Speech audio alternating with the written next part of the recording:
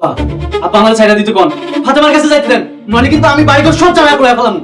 ও বাবা, ওরে ভাই আইছে, ও ও ও আমার সাথে ষড়যন্ত্র করা কেউ পার পাইব না। তাহলে তো বিষয়টা নিয়ে একটু ধ্যান ব্যবহার করতে হয়। এত টাকা কই পাইলা?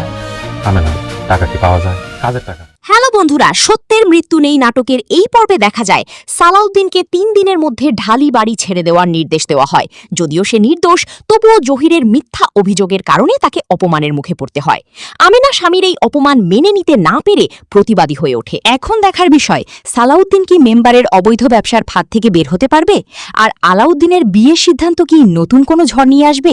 জানতে হলে দেখতে হবে আগামী পর্ব। আর বন্ধুরা, আগামী পর্বটি দেখতে পারবেন ৯ তারিখ দুপুর ঠিক ৩টায় ইগল ড্রামা সিরিজ ইউটিউব চ্যানেলে।